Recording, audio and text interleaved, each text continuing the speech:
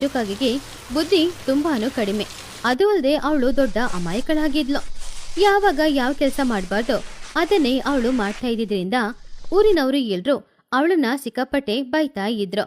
ಅವಳನು ಸರಿ ತಪ್ಪು ಮಾಡಿದಕ್ಕೆ ಬೈದಿದ್ದು ಅಂತ ಸುಮ್ಮನೆ ಇರ್ತಾ ಇದ್ಲು.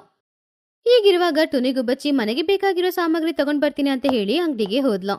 ಆವಾಗ ಚಿಚುಕಾಗೆ ಎದ್ದು ಅಡಿಗೆ ಮನೆಗೆ ಅಡಿಗೆ ಮಾಡಕ್ಕೆ ಹೋಗಿ ನೋಡಿದಾಗ ಅಡಿಗೆ ಮಾಡಕ್ಕೆ ಅಲ್ಲಿ ಯಾವುದೇ ಸಾಮಗ್ರಿಗಳು ಇಲ್ಲ. ಏನ್ ಮಾಡದಪ್ಪ ಅಂತ ಯೋಚನೆ ಮಾಡ್ತಾ ಇದ್ದಾಗ ಆವಾಗ್ಲೇ ಟುನಿಗುಬ್ಬಚ್ಚಿ ಆ ಕಡೆ ನಡ್ಕೊಂಡ್ ಬರೋದನ್ನ ಅವಳು ನೋಡಿದ್ಲು.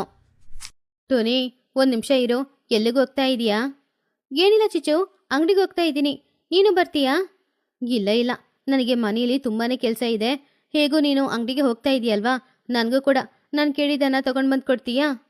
ಓ ಹೌದಾ, ಸರಿ ಸರಿ, ಏನ್ ಬೇಕು ಅಂತ ಹೇಳು, ನಾನು ತಗೊಂಡ್ ಬಂದು ಕೊಡ್ತೀನಿ. ಚಿಚುಕಾಗೆ ಅವಳಿಗೆ ಏನೇನ್ ಬೇಕೋ ಎಲ್ಲಾನು ಟುನಿಗುಬ್ಬಚ್ಚಿ ಹತ್ರ ಹೇಳಿದ್ಲು. ಟುನಿಗುಬ್ಬಚ್ಚಿ ಸರಿ ಎಲ್ಲಾನು ತಗೊಂಡ್ ಬರ್ತೀನಿ ಅಂತ ಹೇಳಿ ಅಲ್ಲಿಂದ ಹೊರಟೋದ್ಲು. ಚಿಚುಕಾಗೆ ಅಡಿಗೆ ಮಾಡಕ್ಕೆ ಶುರು ಮಾಡಿತ್ತು. ಅಯ್ಯಯ್ಯೋ, ಅಡಿಗೆ ಮಾಡಕ್ಕೆ ಬೇಕಾಗಿರೋ ಮುಖ್ಯವಾದ ಸಾಮಗ್ರಿನ ಬಿಟ್ಬಿಟ್ಟು ಉಳಿದಿದ್ದು ಎಲ್ಲಾನು ಹೇಳಿ ಕಳ್ಸಿದ್ದೀನಿ. ಇವಾಗ ಏನ್ ಮಾಡೋದು? ಸರಿ, ನಾನು ಹೋಗಿ ಟುನಿ ಹತ್ರ ಹೇಳ್ತೀನಿ. ಈ ಕಡೆ ಟುನಿ ಸಾಮಗ್ರಿಗಳನ್ನ ತಗೊಳ್ತಾ ಇದ್ಲು. ಹೀಗಿರುವಾಗ ಚಿಚುಕಾಗಿ ಟುನಿ ಹತ್ರ ಬಂದು ಅವಳಿಗೆ ಏನ್ ಸಾಮಗ್ರಿಗಳು ಬೇಕೋ ಅದೆಲ್ಲಾನು ಟುನಿ ಹತ್ರ ಹೇಳ್ತಿದ್ಲು. ಏ ಚಿಚು, ನಿಲ್ಲು, ಎಲ್ಲಿಗೋಗ್ತಾ ಇದೀಯಾ?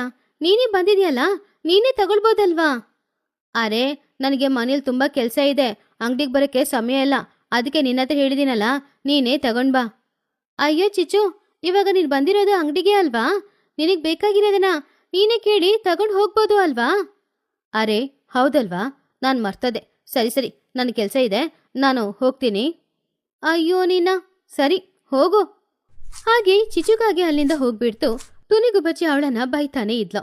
ಪಾಪ ಟುನಿ ಚಿಚ್ಚುದು ಅವಳದು ಎಲ್ಲ ಸಾಮಗ್ರಿಗಳನ್ನ ಕಷ್ಟಪಟ್ಟು ಹೊತ್ಕೊಂಡು ಬರ್ತಾ ಇದ್ಲು. ದಾರಿಯಲ್ಲಿ ಕುಹುಬಾತನ ನೋಡು.